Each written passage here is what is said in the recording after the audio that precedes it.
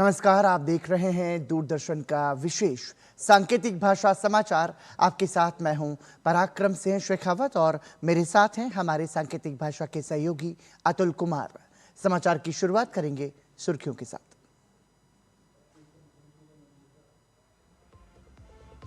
तिब्बत नेपाल में आई बाढ़ में मृतकों की संख्या बढ़कर 392 हुई।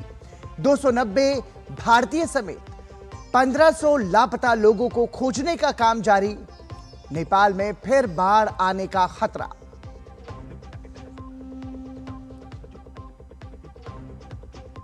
वित्त मंत्री निर्मला सीतारमण आज से अमेरिका के 6 दिन के दौरे पर शिकागो, एशविले और न्यूयॉर्क की करेंगी यात्रा। आर्थिक सहयोग बढ़ाने पर रहेगा जोर।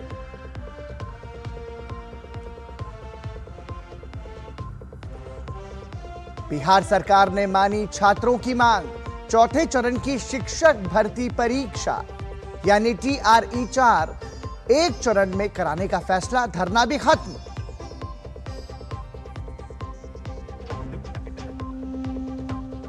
देश भर में आज भाई बहन के प्रेम के प्रतीक के त्योहार रक्षाबंधन की धूम।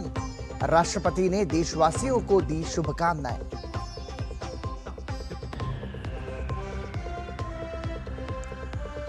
महिला एशिया कप क्रिकेट आज से दुबई में होगा शुरू। थाईलैंड और हांगकांग के बीच खेला जाएगा पहला मुकाबला।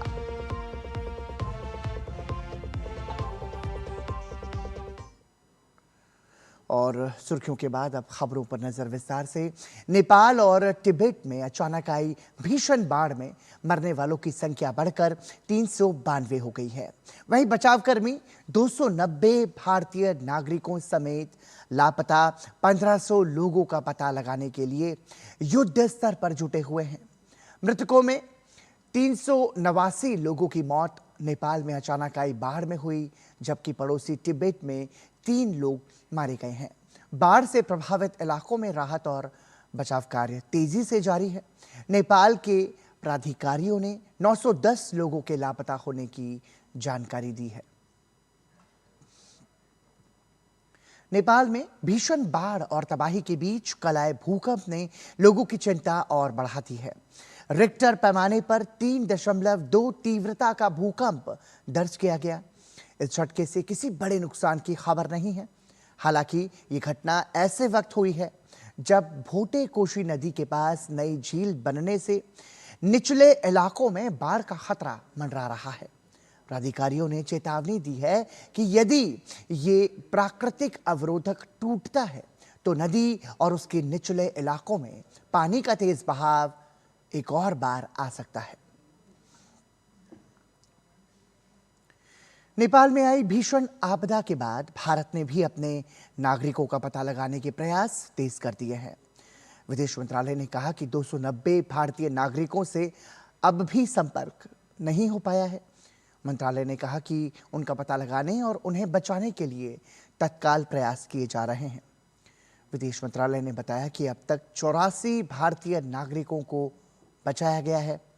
इनमें निर्माणाधीन त्रिशूली एक नदी प्रवाह आधारित जल विद्युत परियोजना में कार्यरत 63 श्रमिक और तमिलनाडु के 21 लोग शामिल हैं।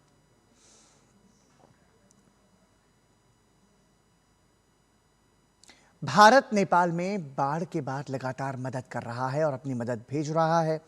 भारत ने नेपाल के लिए राहत सहायता भी बढ़ा दी है। बुधवार को 10 टन मानवीय सहायता और आपदा राहत HDR सामग्री भेजने के बाद कल एक सैन्य परिवहन विमान से 37.5 टन और HDR सामग्री, दवाएं और खाद्य सामग्री भेजी गई। इस तरह अब तक कुल 47.5 टन सहायता भारत की ओर से नेपाल को भेजी जा चुकी है। राहत सामग्री के साथ एक और Indian air force C-130OJ transport aircraft आज नेपाल के लिए रवाना होने की उम्मीद है। वित्त मंत्री निर्मला सीतारमण आज से 6 दिवसीय अमेरिका दौरे पर रहेंगी। इस दौरान वो शिकागो, एशविले और न्यूयॉर्क का दौरा करेंगी। शिकागो में वित्त मंत्री प्रमुख निवेशकों, CEOs और निजी क्षेत्र के वरिष्ठ प्रतिनिधियों के साथ बैठक करेंगी। इन बैठकों में भारत में निवेश के अवसर, देश की आर्थिक स्थिति और भारत अमेरिका के बीच कारोबारी और निवेश साझेदारी को मजबूत करने पर चर्चा होगी। वित्त मंत्री Nirmala Sitharaman University of Chicago के Polsky Center for Entrepreneurship and Innovation भी जाएंगी, जहां स्टार्टअप, इनोवेशन और टेक्नोलॉजी के क्षेत्र में सहयोग पर बातचीत होगी। इसके बाद एशविले में वित्त मंत्री G20 वित्त मंत्रियों और केंद्रीय बैंक गवर्नर्स की बैठक में भारतीय प्रतिनिधिमंडल का नेतृत्व करेंगी। 31 अगस्त और 1 सितंबर को होने वाली इस बैठक में वैश्विक आर्थिक और वित्तीय चुनौतियों पर चर्चा होगी। भारत इस मंच पर वैश्विक आर्थिक मुद्दों को लेकर अपना पक्ष रखेगा और G20 देशों के साथ सहयोग मजबूत करने की कोशिश करेगा। अमेरिका दौरे के आखिरी चरण में वित्त मंत्री न्यूयॉर्क जाएंगी, जहां निवेशकों और वित्तीय क्षेत्र के वरिष्ठ अधिकारियों से मुलाकात करेंगी। इस दौरान NASDAQ में बेल रिंगिंग समारोह में भी वित्त मंत्री शामिल होंगी। गौरतलब है कि वित्त मंत्री 25 अगस्त से कनाडा और अमेरिका के 9 दिवसीय दौरे पर हैं। कनाडा में उन्होंने भारत कनाडा आर्थिक और वित्तीय सहयोग को मजबूत करने पर चर्चा की। कनाडा में भारत कनाडा के बीच ये पहली द्विपक्षीय आर्थिक और वित्तीय वार्ता थी, जिसमें दोनों देशों ने निवेश, वित्तीय क्षेत्र, ऊर्जा सुरक्षा, खाद्य सुरक्षा और महत्वपूर्ण खनिजों समेत कई महत्वपूर्ण मुद्दों पर बातचीत की। रक्षाबंधन से पहले बिहार के शिक्षक अभ्यर्थियों को सरकार ने एक बड़ा उपहार दिया है। चौथे चरण की शिक्षक भर्ती परीक्षा TRE-4 अब एक ही चरण में आयोजित की जाएगी। लंबे समय से गर्दनी बाग में अपनी मांगों को लेकर धरना दे रहे छात्र प्रतिनिधि मंडल के साथ शिक्षा विभाग की बैठक में इस मांग पर सहमति बनी है। बिहार के मुख्यमंत्री सम्राट चौधरी ने भी इसकी घोषणा करते हुए कहा है कि छात्रों की मांग को लेकर सरकार शुरू से ही गंभीर रही है और उनकी मांगों के संबंध में निर्णय लिया गया है। इसी के साथ छात्रों का चला आ रहा आंदोलन अब समाप्त हो गया है। मुख्यमंत्री सम्राट चौधरी ने कहा कि सरकार ने प्रदर्शनकारी छात्रों की अन्य मांगों के अनुरूप 9 और निर्णय भी लिए हैं। उन्होंने कहा कि छात्रों की समस्याओं और शिकायतों के त्वरित समाधान के लिए राज्य सरकार ने विद्यार्थी सहायता पोर्टल और विद्यार्थी सहायता शिविर कार्यक्रम भी शुरू किया है। केंद्रीय गृह मंत्री अमित शाह ने अहमदाबाद में आगामी बड़े अंतर्राष्ट्रीय खेल आयोजनों की तैयारियों को लेकर एक उच्च स्तरीय समीक्षा बैठक की अध्यक्षता की। गृह मंत्री ने कहा कि केंद्र सरकार भारत को खेलों का वैश्विक हब बनाने के लिए पूरी तरह से प्रतिबद्ध है। इस बैठक में 2036 ओलंपिक खेलों की भारत की दावेदारी के साथ साथ 2029 के वर्ल्ड पुलिस एवं फायर गेम्स और 2030 की कॉमनवेल्थ गेम्स की मेजबानी से जुड़ी तैयारियों पर विस्तार से चर्चा हुई। प्रधानमंत्री नरेंद्र मोदी कल से 1 सितंबर तक मध्य एशिया के दौरे पर रहेंगे। दौरे के पहले चरण में प्रधानमंत्री मोदी 29 और 30 अगस्त को उज्बेकिस्तान की राजधानी ताशकंद पहुंचेंगे। यहां प्रधानमंत्री मोदी की उज्बेकिस्तान की चौथी ये यात्रा होगी। राष्ट्रपति शावकत मिर्जियोयेव के निमंत्रण पर होने वाली इस यात्रा में दोनों नेताओं के बीच रणनीतिक साझेदारी, व्यापार, निवेश, रक्षा, डिजिटल कनेक्टिविटी, ऊर्जा और शिक्षा समेत कई महत्वपूर्ण मुद्दों पर चर्चा होगी।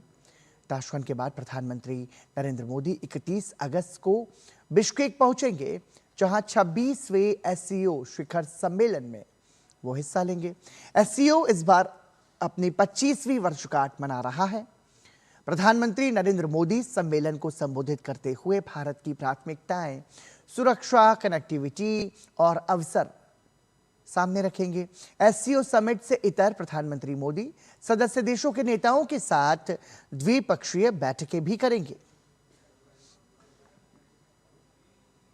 प्रधानमंत्री जनधन योजना के 12 वर्ष पूरे हो गए हैं। यह देश में वित्तीय समावेशन के परिदृश्य को बदलने की दिशा में एक महत्वपूर्ण पड़ाव है। इस योजना की शुरुआत प्रधानमंत्री नरेंद्र मोदी ने वर्ष 2014 में आज ही के दिन की थी। ये योजना भारत में वित्तीय समावेशन के क्षेत्र में बदलाव लाने की दिशा में एक अहम पड़ाव रहा है। वित्त मंत्रालय के अनुसार इस योजना के तहत अब तक 59 करोड़ से ज्यादा खाते खोले जा चुके हैं, जिनमें कुल जमा राशि 3,17,000 करोड़ रुपए है। रक्षाबंधन का त्योहार आज पूरे देश में मनाया जा रहा है। इस मौके पर बहनें अपने भाइयों की कलाई पर रंग बिरंगी राखी बांधती हैं और उनकी खुशहाली, सेहत और समृद्धि के लिए प्रार्थना करती हैं। इसके बदले में भाई अपनी बहनों की रक्षा और मदद करने का वादा करते हैं और उन्हें उपहार भी देते हैं। रक्षाबंधन के मौके पर आज बाजारों में चहल पहल देखी जा रही है। राखी और मिठाइयों समेत तरह तरह की सामग्रियों से पूरा बाजार गुलजार है। राष्ट्रपति द्रौपदी मुर्मू ने रक्षाबंधन पर देशवासियों को बधाई दी है। राष्ट्रपति ने कहा कि रक्षाबंधन का त्योहार प्राचीन काल से ही देश की संस्कृति और परंपरा का महत्वपूर्ण हिस्सा रहा है। राष्ट्रपति ने कहा कि रक्षाबंधन पर बहनें अपने भाइयों की कलाई पर राखी बांधती हैं। उन्होंने कहा कि यह त्योहार याद दिलाता है कि हर रिश्ता भरोसे, संवेदनशीलता और आपसी सहयोग के आधार पर टिका होता है। राष्ट्रपति द्रौपदी मुर्मू ने हर नागरिक से परिवार और समुदायों के बीच रिश्तों को मजबूत करने का संकल्प लेने और इसी भावना के साथ विकसित भारत की ओर आगे बढ़ने का आग्रह किया है। महिला T20 एशिया कप क्रिकेट का आगाज आज से यूएई के दुबई में होगा। टूर्नामेंट के पहले मुकाबले में थाईलैंड का सामना हांगकांग चीन से होगा। 8 टीम्स के इस टूर्नामेंट में Bharat, Pakistan, Sri Lanka, Bangladesh, UAE, Indonesia, Thailand और हांगकांग चीन हिस्सा ले रहे हैं। और आखिर में आप सभी को दूरदर्शन परिवार की ओर से रक्षाबंधन की हार्दिक शुभकामनाएं। इसी के साथ दूरदर्शन के इस विशेष सांकेतिक भाषा समाचार में अभी के लिए इतना ही। मुझे और हमारे सांकेतिक भाषा के सहयोगी अतुल कुमार को दीजिए अनुमति। नमस्कार।